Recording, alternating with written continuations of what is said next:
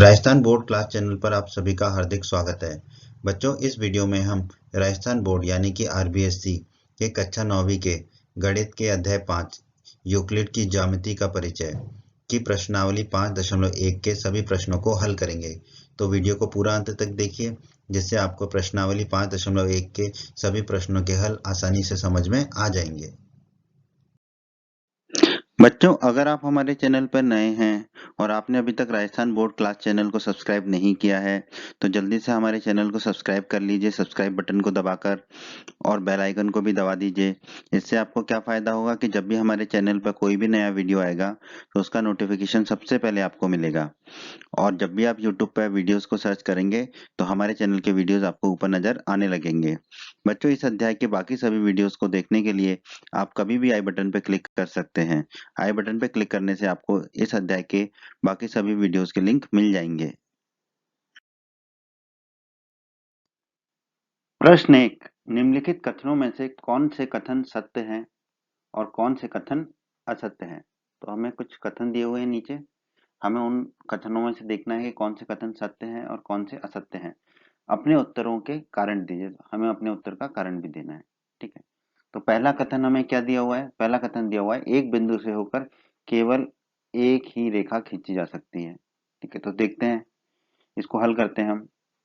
सबसे पहले हमने एक बिंदु खींचा, अब इस बिंदु से जाने वाली एक रेखा खींची, इस बिंदु से जाने वाली दूसरी रेखा खींची, इस बिंदु से जाने वाली तीसरी रेखा खींची, इस बिंदु से जाने वाली चौथी रेखा खींची। ठीक है, तो इस तरह से हमने देखा कि इस एक बिंदु से होकर तो कई रेखाएं खींची जा सकती हैं, तो केवल एक ही रेखा खींची जा सकती है एक बिंदु से होकर, ये कथन क्या है? असत्य है।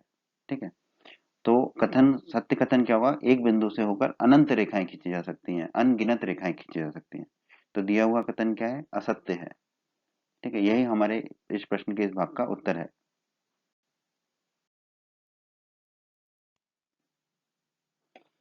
भाग 2 में हमें बताना है कि कथन सत्य है अथवा असत्य, और अपने उत्तर का कारण देना है। दो भिन्न बिंदुओं से होकर जाने वाली असंख्य रेखाएं हैं। ठीक है, तो दो भिन्न बिंदुओं से होकर जाने वाली असंख्य रेखाएं हैं, तो हमें बताना है ये कथन सत्य है या असत्य है। तो दोस्तों, जैसा कि हमने अध्याय 5 के परिचय में पढ़ा था, अगर आपने हमारा परिचय वाला वीडियो नहीं देखा है तो आप हमारे अध्याय 5 के परिचय का वीडियो भी देख सकते हैं। उस वीडियो में हमने देखा था कि जो अभिग्रहित 5.1 है वो क्या कहता है? दिए हुए दो भिन्न बिंदुओं से होकर एक अद्वितीय रेखा खींची जा सकती है, यानी कि सिर्फ एक ही रेखा खींची जा सकती है। ठीक है, उसको हमने इस तरह पढ़ा था, ये दो बिंदु हैं, इन बिंदुओं से होकर सिर्फ और सिर्फ एक ही रेखा खींची जा सकती है। तो जो हमें कथन दिया हुआ है वो कथन क्या है? दो भिन्न बिंदुओं से होकर जाने वाली असंख्य रेखाएं हैं। नहीं, तो ये कथन क्या होगा? असत्य कथन है, क्योंकि दो बिंदुओं से होकर जाने वाली सिर्फ एक अद्वितीय रेखा खींची जा सकती है। तो हमारे इस प्रश्न के इस भाग का उत्तर क्या है? असत्य। दोस्तों, प्रश्न 1 भाग 3, इस भाग में हमें पूछा है एक शांत रेखा दोनों ओर अनिश्चित रूप से बढ़ाई जा सकती है। ठीक है, तो शांत रेखा क्या होती है? रेखाखंड होता है। तो दोस्तों, जैसा कि हमने हमारे परिचय के वीडियो में पढ़ा था, तो अगर आपने हमारा परिचय का वीडियो नहीं देखा है तो आप हमारा परिचय का वीडियो देख सकते हैं। परिचय के वीडियो में हमने अभिधारणा 2 को पढ़ा था। अभिधारणा 2 क्या कहती है? हमारी एक शांत रेखा, अंग्रेजी में कहें तो टर्मिनेटेड लाइन, ठीक है, इसे हम रेखाखंड भी कहते हैं, को अनिश्चित रूप से बढ़ाया जा सकता है। ठीक है, यही हमने पढ़ा था। ये है हमारी एक शांत रेखा, क्योंकि टर्मिनेटेड रेखा, क्योंकि जो ये जो दोनों तरफ इसकी दूरी निश्चित है, इसकी लंबाई निश्चित है। ठीक है, लेकिन हम इसको अनिश्चित रूप से बढ़ा सकते हैं, बाईं तरफ भी अनिश्चित रूप से बढ़ा सकते हैं हम इसको, और दाईं तरफ भी अनिश्चित रूप से बढ़ा सकते हैं। तो दिया हुआ कथन क्या है? हमारा सत्य है, एक शांत रेखा को हम अनिश्चित रूप से बढ़ा सकते हैं। यही हमारे इस प्रश्न के इस भाग का उत्तर भी है।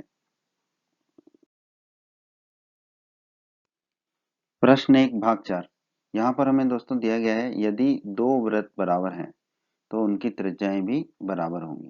ठीक है, देखते हैं ये कथन सत्य है या असत्य। पहला, एक केंद्र लिया हमने, उसकी त्रिज्या ली, एक वृत्त खींचा। दूसरा केंद्र लिया, उसकी त्रिज्या ली, वृत्त खींचा। ठीक है दोस्तों, तो अगर यदि एक वृत्त से परिबद्ध प्रदेश को दूसरे वृत्त पर अध्यारोपित करें तो वे संपाती होंगे। तो जैसे कि अगर हम इस वृत्त को इस पहले वृत्त के ऊपर रखें, ठीक है, तो वो एक दूसरे को ढक देंगे। अगर वो एक अध्यारोपित करें और संपाती अगर है, तो इनका जो केंद्र है और इनकी जो परिसीमाएं हैं, परिसीमा मतलब कि जिसे हम परिधि कहते हैं, परिसीमा इनकी सीमा, ठीक है, इनकी जो परिसीमाएं हैं वो संपाती होंगी, इनके केंद्र और इनकी परिसीमाएं संपादित होंगे, ठीक है।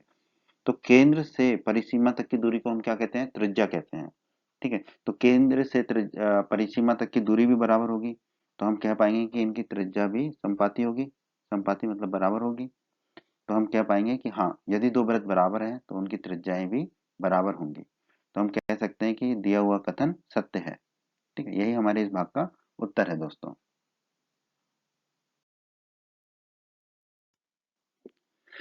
प्रश्न एक भाग 5 आखिरी भाग है इस प्रश्न का। आकृति 5.9 में यदि ए बी बराबर पी क्यू है, ए बी एक रेखा है, इससे पी क्यू के बराबर बताया गया है, और अगर पी क्यू बराबर एक्स वाई है, पी क्यू जो रेखा है वो एक्स वाई के बराबर है, तो ए बी बराबर एक्स वाई होगा। ये हमें बताना है कि सत्य है अथवा असत्य है, ठीक है। हम इसका हल करते हैं।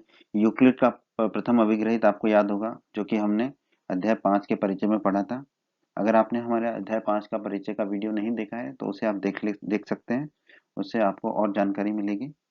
तो यूक्लिड का पहला अभिग्रहित क्या कहता है, वे वस्तुएं जो एक ही वस्तु के बराबर हो एक दूसरे के बराबर होती हैं। उसको हमने सिद्ध किया था। जैसे कि यहाँ पर अगर ए बी बराबर पी क्यू जैसे दिया हुआ है, और पी क्यू बराबर एक्स वाई दिया है, तो इसको मैंने लिख दिया एक्स वाई बराबर पी क्यू, ठीक है। तो अब यहाँ से देख सकते हैं कि ए बी भी पी क्यू के बराबर है और एक्स वाई भी पी क्यू के बराबर है। तो इससे हम क्या कह सकते हैं कि ए बी किसके बराबर होगा, एक्स वाई के। ए बी एक्स वाई के बराबर होगा। यही हमसे पूछा था कि ये कथन सत्य है या असत्य, तो ये कथन क्या है, सत्य है। तो यही हमारे इस प्रश्न के इस भाग का उत्तर है। उम्मीद करता हूँ दोस्तों आपको इस प्रश्न का हल समझ आया होगा। प्रश्न 2, निम्नलिखित पदों में से प्रत्येक की परिभाषा दीजिए। तो हमें यहाँ कुछ पद दिए, उनकी परिभाषा देनी है। क्या इनके लिए कुछ ऐसे पद हैं जिन्हें परिभाषित करने की आवश्यकता है, वे क्या हैं और आप उन्हें कैसे परिभाषित करेंगे, ठीक है। तो सबसे पहले जो हमें पद दिया है वो क्या दिया है, पहले भाग में समांतर रेखाएं, समानांतर रेखाएं कहते हैं या समांतर रेखाएं कहते हैं, ठीक है। तो इसकी परिभाषा देखते हैं क्या होगी। समांतर रेखाएं, इसकी परिभाषा होगी, वे दो रेखाएं समांतर रेखाएं कहलाती हैं जो एक दूसरे से कभी नहीं मिलती हैं और उनके बीच की दूरी सदैव समान रहती है, ठीक। इसको उदाहरण देख लेते हैं। जैसे कि ये एक रेखा है, एक और दूसरी रेखा, ठीक है। अगर ये दोनों रेखाएं एक दूसरे से कभी नहीं मिलेंगी और इनके बीच की जो दूरी है, वो जो बीच की दूरी है वो सदैव समान रहेगी, तो ये दोनों रेखाएं क्या कहलाएंगी, समांतर रेखाएं या समानांतर रेखाएं। तो यही परिभाषा है हमारी समांतर रेखाओं की। भाग 2 में हमें पद दिया गया लंब रेखाएं, ठीक है। तो हमें लंब रेखाओं को परिभाषित करना है, ठीक है। तो परिभाषा देखते हैं। दो रेखाएं एक दूसरे को इस प्रकार खड़ी रहती हैं कि उनके बीच का कोण एक समकोण होता है, तो ऐसी रेखाओं को हम क्या कहते हैं, लंब रेखाएं, ठीक है। दो रेखाएं एक दूसरे को ऐसे काटें कि उनके बीच का कोण समकोण हो, तो वो दोनों रेखाएं क्या कहलाती हैं, लंब रेखाएं। उदाहरण से देखते हैं। एक रेखा ये, दूसरी रेखा ऐसी रेखा है कि इन दोनों के बीच का कोण कितना होगा, जो कोण है वो किसके बराबर होगा, 90 डिग्री या समकोण के। तो ये दोनों रेखाएं क्या कहलाएंगी, हमारी लंब रेखाएं कहलाएंगी। ये दोनों रेखाएं हमारी कहलाएंगी लंब रेखाएं। यही हमारी लंब रेखा की परिभाषा है। प्रश्न 2 भाग 3, यहाँ पे हमें पद दिया हुआ है रेखाखंड। तो हमें रेखाखंड को परिभाषित करना है। रेखाखंड क्या होता है, जिस रेखा के दो अंत बिंदु हों, दो अंत बिंदु हों, उस वो क्या कहलाती है, रेखाखंड कहलाती है या शांत रेखा कहलाती है। उदाहरण से देखते हैं। जैसे कि ये रेखा है, इसके क्या है, दो अंत बिंदु है, इसकी जो लंबाई है वो सीमित है, ठीक है। तो ऐसी रेखा जिसकी लंबाई सीमित हो या ऐसी रेखा जिसके दो अंत बिंदु हों, वो रेखा क्या कहलाती है, रेखाखंड या शांत रेखा, ठीक है। तो यही इसकी परिभाषा है।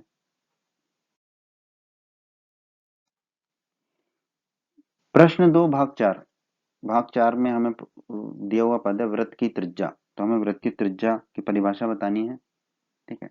वृत्त की परिधि से वृत्त के केंद्र की दूरी को क्या कहते हैं, हम वृत्त की त्रिज्या कहते हैं। वृत्त की परिधि से वृत्त के केंद्र की दूरी को हम वृत्त की त्रिज्या कहते हैं। ये एक वृत्त है, ये इसका केंद्र है, इस केंद्र से इसकी परिधि की जो दूरी होगी वही क्या कहलाएगी, इस वृत्त की त्रिज्या, ठीक है। तो वृत्त के केंद्र से वृत्त की परिधि की दूरी क्या कहलाती है, वृत्त की त्रिज्या। प्रश्न 2 भाग 5 में पद दिया है हमें वर्ग। ठीक है, तो हमें वर्ग की परिभाषा बतानी है। ये ज्योमेट्री का है अध्याय, इसलिए ज्योमेट्री के हिसाब से ही बताएंगे। ये वर्ग वैसा नहीं होगा कि 2 का वर्ग 4 होता है। ठीक है, तो वर्ग की परिभाषा बताएंगे। यदि किसी चतुर्भुज की चारों भुजाएं बराबर हो, ठीक, और चारों कोण जो हैं समकोण हो, तो उस चतुर्भुज को हम क्या कहते हैं? वर्ग। तो वर्ग एक ऐसा चतुर्भुज है जिसकी चारों भुजाओं की लंबाई बराबर है और चारों कोण उसके समकोण होते हैं। ठीक है, उदाहरण देख लेते हैं। ये हमारा एक चतुर्भुज है और इस चतुर्भुज की चारों भुजाएं बराबर है। ठीक है, चारों भुजाओं की लंबाई बराबर है और इस चतुर्भुज के चारों कोण क्या है? समकोण है। तो ये चतुर्भुज क्या कहलाएगा? हमारा वर्ग कहलाएगा। ठीक है, तो यही वर्ग की परिभाषा है दोस्तों। तो बहुत ही आसान प्रश्न था ये और उम्मीद करता हूँ कि इसका हल आपको समझ आया होगा। बच्चों, अगर आप हमारे चैनल पर नए हैं और आपने अभी तक राजस्थान बोर्ड क्लास चैनल को सब्सक्राइब नहीं किया है, तो जल्दी से हमारे चैनल को सब्सक्राइब कर लीजिए, सब्सक्राइब बटन को दबाकर, और बेल आइकन को भी दबा दीजिए। इससे आपको क्या फ़ायदा होगा कि जब भी हमारे चैनल पर कोई भी नया वीडियो आएगा, तो उसका नोटिफिकेशन सबसे पहले आपको मिलेगा। और जब भी आप YouTube पर वीडियोस को सर्च करेंगे, तो हमारे चैनल के वीडियोस आपको ऊपर नज़र आने लगेंगे। बच्चों, इस अध्याय के बाकी सभी वीडियोस को देखने के लिए आप कभी भी आई बटन पर क्लिक कर सकते हैं।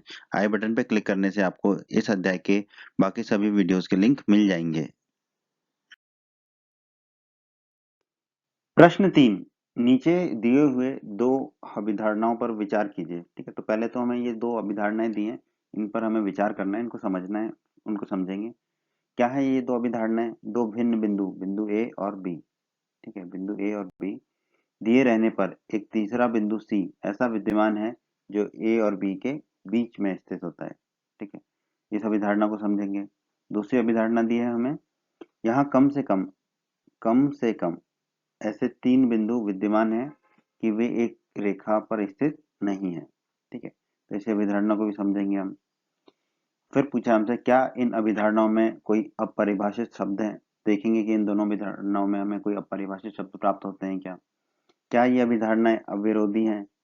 अविरोधी है मतलब क्या इन अभिधारणाओं को जो है हम असत्य साबित कर सकते हैं, सिद्ध कर सकते हैं क्या? अगर नहीं तो फिर ये अविरोधी होंगी। और फिर पूछा है, क्या ये यूक्लिड की अभिधारणाओं से प्राप्त होती हैं? दोस्तों, हमने यूक्लिड की अभिधारणाओं को हमारे परिचय में पढ़ा था, इस अध्याय 5 के परिचय में पढ़ा था। तो आपको अगर अभिधारणाओं के बारे में और जानकारी लेनी है तो अध्याय 5 का परिचय का वीडियो देख सकते हैं। ठीक है, स्पष्ट कीजिए। तो हम इस प्रश्न को हल करते हैं। तो सबसे पहले जो हमें अभिधारणा दी है उसको हम देखते हैं। दो भिन्न बिंदु ए और बी। ठीक है, तो ए बिंदु हो गया और ये हो गया दूसरा बिंदु बी। ठीक है, अब कह रहा है कि तीसरा बिंदु सी ऐसा है विद्यमान है जो ए और बी के बीच में स्थित है। तो ए और बी के बीच में एक बिंदु आ गया सी, तो ये हो सकता है, हाँ ये हो सकता है। तो ये अभिधारणा ठीक है। ठीक है, तो जो पहली अभिधारणा उसको हमने समझा कि कहना क्या चाहते हैं प्रश्न में। ठीक है, ए और बी के दो बिंदु हैं, ए और बी, और उनके बीच में कोई बिंदु सी हो सकता है। ठीक है, अब हम दूसरी अभिधारणा को देखते हैं। यहाँ कम से कम तीन बिंदु ऐसे विद्यमान हैं कि वे एक रेखा पर स्थित नहीं है। ठीक है, तो ये एक रेखा हो गई, इस रेखा पर पहला बिंदु ए, फिर ये दूसरा बिंदु बी। ठीक है, अब तीसरा बिंदु कहीं भी ले सकते हैं, हमने तीसरा बिंदु यहाँ ले लिया, तो ये रेखा पर स्थित नहीं है। तो ये हो गई हमारी अभिधारणा दूसरी। दूसरी अभिधारणा को हमने यहाँ पर परिभाषित कर दिया। ठीक है, दूसरी अभिधारणा में क्या कह रहे हैं कि कम तीन बिंदु विद्यमान है पर वो तीनों बिंदु एक ही रेखा पर नहीं है। ऐसा हो सकता है? बिल्कुल हो सकता है। हाँ, ये भी हो सकता है कि वो एक रेखा पर हो, पर हमेशा जरूरी नहीं कि एक रेखा पर हो। ठीक है, एक रेखा पर होना उनका जरूरी नहीं है। तो यही हमारी दूसरी अभिधारणा कहती है। प्रश्न 3 के दूसरे भाग में हमसे पूछा गया था, क्या इन अभिधारणाओं में कोई अपरिभाषित शब्द है क्या? ठीक है, तो इसको देखते हैं, क्या कोई अपरिभाषित शब्द है? तो देखिए, जो पहली अभिधारणा है उसमें हमें क्या दिया हुआ है? तो भिन्न बिंदु। तो क्या बिंदु की परिभाषा दी है हमें? बिंदु की परिभाषा दी है? नहीं दी। तो अपरिभाषित शब्द क्या हो गया? बिंदु। ठीक है, उसी तरह दूसरी अभिधारणा में आप देखेंगे एक रेखा। रेखा की परिभाषा दी है यहाँ पर? नहीं। तो दूसरा अपरिभाषित शब्द क्या हो गया हमारा? रेखा। ठीक है, तो ये हो गया हमारे इस भाग का होता है। फिर पूछा है, क्या ये अभिधारणाएं अविरोधी हैं? ठीक है, हमें बताना है क्या ये अभिधारणाएं अविरोधी हैं। अविरोधी है मतलब कि इनका इन अभिधारणाओं का विरोध किया जा सकता है क्या? नहीं किया जा सकता। क्यों? क्योंकि ये अभिधारणाएं सर्वथा सत्य हैं, ठीक है। इनको हम सिद्ध नहीं कर सकते कि ये गलत है। आप कोशिश कर सकते हैं इसको गलत सिद्ध करने की, पर ये गलत सिद्ध नहीं होंगी। तो इस प्रश्न का उत्तर क्या होगा? हाँ, ये अभिधारणाएं अविरोधी हैं। अंत में हमसे पूछा क्या ये यूक्लिड की अभिधारणाओं से प्राप्त होती हैं, ठीक है। तो यूक्लिड की अभिधारणाएं जो हैं दोस्तों, हमने हमारे अध्याय 5 के परिचय में पढ़ा है, तो उस वीडियो को आप देख सकते हैं। जब उस वीडियो को आप देखेंगे तो आपको पता चलेगा कि नहीं, ये दोनों अभिधारणाएं यूक्लिड की अभिधारणाओं से प्राप्त नहीं होती हैं। तो यही हमारे इस प्रश्न के इस भाग का उत्तर है दोस्तों।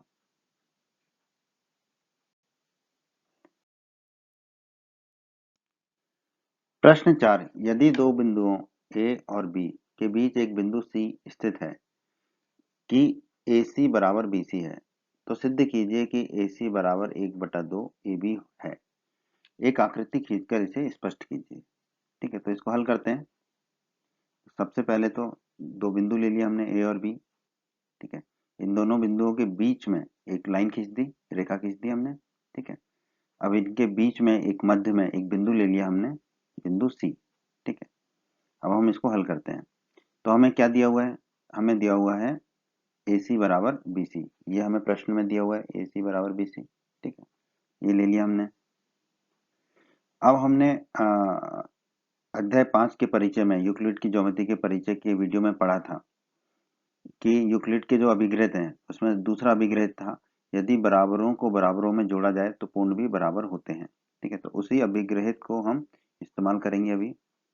तो AC में भी हमने AC जोड़ दिया और BC में भी हमने AC जोड़ दिया, ठीक है। तो हमने यूक्लिड के दूसरे अभिग्रहित का यहाँ पर उपयोग किया, ठीक है। अब AC में AC जोड़ देंगे तो हमें क्या मिलेगा? 2AC, ठीक है। और BC और AC है, ठीक है। तो BC और AC को हमने क्या लिख दिया? AC धन BC। ये तो 2AC हो गया, AC धन AC, और BC धन AC को लिख दिया AC धन BC। अब आप आकृति में देखिए, AC धन BC ये किसके बराबर हो जा रहा है? ये हो जा रहा है आपका AB के बराबर, ठीक है। ये हो जा रहा है आपका AB के बराबर, ठीक है। क्योंकि AC धन BC किसके? AB के क्या है? संपाती है। संपाती मतलब एक के ऊपर एक रखने पर वो ढक जाएगा, ठीक। तो यहाँ से AC बराबर कितना आ जाएगा हमारा? 1/2 AB, ठीक है। और ये भी हमने लिया है यूक्लिड के 7वें अभिग्रहित से। ये परिचय की वीडियो में आप देख सकते हैं। 7वां अभिग्रहित क्या कहता है? एक ही वस्तुओं के आधे परस्पर बराबर होते हैं। ये आपको पता भी है, ठीक है। और यही हमें सिद्ध करना था, AC बराबर 1/2 AB, AC बराबर 1/2 AB, यही सिद्ध करने को कहा गया था।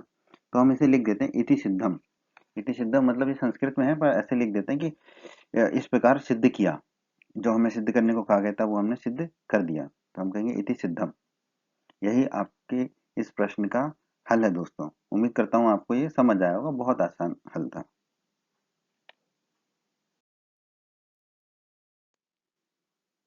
प्रश्न 5 में दिया गया है कि प्रश्न 4 में सी रेखाखंड AB का एक मध्य बिंदु कहलाता है। तो सिद्ध कीजिए कि एक रेखाखंड का एक और केवल एक ही मध्य बिंदु होता है, ठीक है। तो हमें ये सिद्ध करना है कि एक रेखाखंड का केवल एक ही मध्य बिंदु होता है। तो मान क्या लेते हैं कि AB के दो मध्य बिंदु हैं, C और D। और हमें तो इसका उल्टा सिद्ध करना है, तो हम इसका उल्टा ही सिद्ध करेंगे, जहाँ C और D अलग अलग बिंदु हैं, ठीक है। तो दो मध्य बिंदु मान लिए हमने AB के, C और D। दो बिंदु AB, एक रेखा खींच ली इन दोनों को मिलाने के लिए, एक बिंदु C लिया, दूसरा बिंदु D लिया। इन दोनों को हमने अभी अभी क्या माना है कि ये जो है मध्य बिंदु है AB के, ठीक है। अब प्रश्न 4 को जब हमने हल किया था, ठीक है, तो उसके अनुसार जो अगर C रेखाखंड AB का मध्य बिंदु है तो हमें क्या मिल रहा था? AC बराबर 1/2 AB। जो AC था वो AB का आधा मिल रहा था हमको, यही हमने सिद्ध भी किया था। उसी प्रश्न के हल के अनुसार, प्रश्न 4 के हल के अनुसार, यदि D जो है रेखाखंड AB का मध्य बिंदु है, D, ठीक है, तो AD बराबर क्या हो जाएगा मेरा? जो A से D तक की दूरी है वो किसके बराबर हो जाएगी? 1/2 AB, 1/2 AB के बराबर हो जाएगी, ठीक है। तो ये हमने अभी दो समीकरण निकाल लिए हैं। इस पहले समीकरण में हमें मिल रहा है AC बराबर 1/2 AB, और दूसरे समीकरण में मिल रहा है AD बराबर 1/2 AB।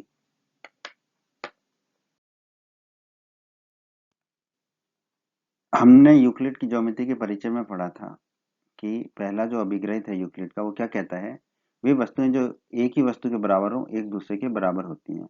ठीक है, अगर आपने हमारा वो वीडियो नहीं देखा है परिचय का अध्याय 5 के, तो अध्याय 5 के परिचय का वीडियो जरूर देखें ताकि आपको अध्याय 5 के प्रश्नों को हल करने में आसानी हो। तो ए सी बराबर 1/2 ए बी था, मिल गया था हमें, और ए डी बराबर भी 1/2 ए बी मिल गया था।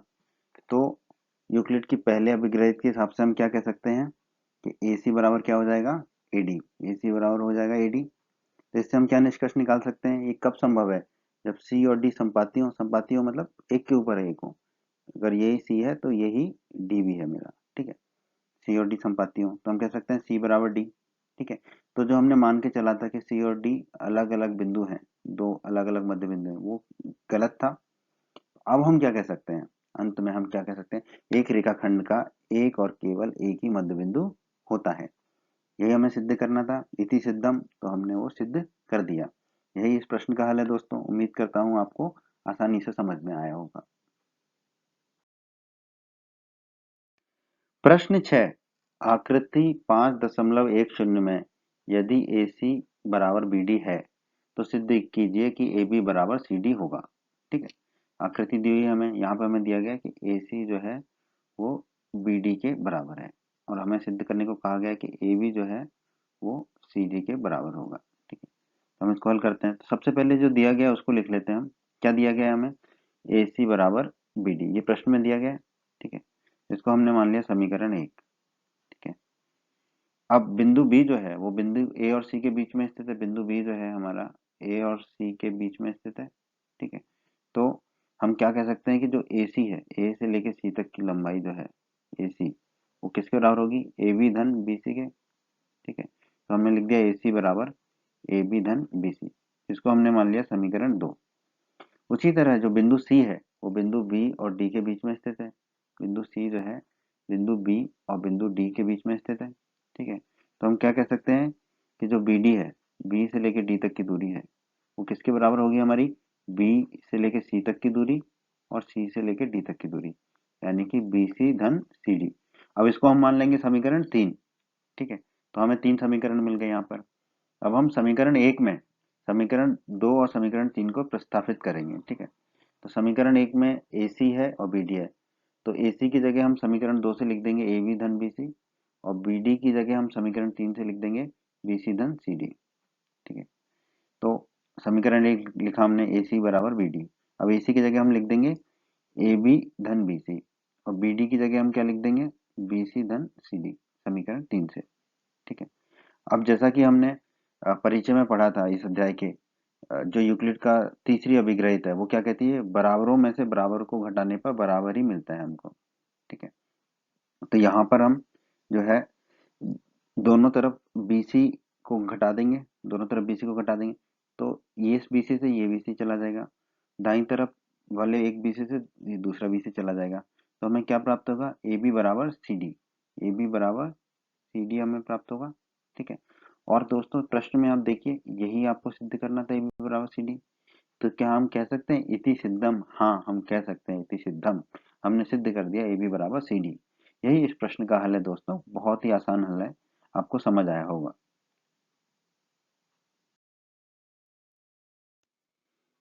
प्रश्न 7, यूक्लिड की अभिग्रहितों की सूची में दिया हुआ अभिग्रहित 5 एक सर्वव्यापी सत्य क्यों माना जाता है। ध्यान दीजिए कि यह प्रश्न पांचवी अभिधारणा से संबंधित नहीं है, पांचवे अभिग्रहित से संबंधित है। ठीक है, तो ये ध्यान रखना है, हमें पता है। तो अभिग्रहित और अभिधारणाओं के बारे में दोस्तों आपने हमारे अध्याय 5 यूक्लिड की ज्योमेट्री के परिचय में पढ़ा है। अगर आपने हमारा वो वीडियो नहीं देखा है तो आप उस वीडियो को देखेंगे तो आपको अध्याय 5 के सभी प्रश्नों को हल करने में बहुत ही आसानी होगी। ठीक है, तो यूक्लिड का अभिग्रहित 5, पांचवा अभिग्रहित क्या कहता है, पूर्ण अपने भाग से बड़ा होता है। ठीक है, पूर्ण अपने भाग से बड़ा होता है, क्योंकि विश्व के किसी भी भाग में किसी भी वस्तु के लिए यह सत्य होता है, इसलिए इसे सार्वभौमिक या सर्वव्यापी सत्य माना जाता है। क्योंकि पूर्ण में से जो हिस्सा है तो वो हिस्सा हमेशा पूर्ण से छोटा ही होगा। इसका मतलब पूर्ण जो है, इसका मतलब है पूर्ण जो है अपने भाग से, अपने जो भाग है उससे हमेशा बड़ा ही होगा, क्योंकि जो भाग होगा वो पूर्ण का एक हिस्सा होगा। ठीक है, तो हिस्सा जो है पूर्ण से हमेशा छोटा होगा। इसका मतलब पूर्ण जो है अपने हिस्से से या अपने भाग से हमेशा बड़ा होगा। इसलिए जो यूक्लिड का 5वां अभिग्रहित है वो, उससे हम कहें सर्वभौमिक या सर्वव्यापी सत्य, मतलब कि सब जगह वो सत्य है, वो कहीं पे भी असत्य हो ही नहीं सकता है। ठीक है, तो यही इस प्रश्न का उत्तर है दोस्तों। बहुत ही आसान था, उम्मीद करता हूँ आपको समझ आया होगा।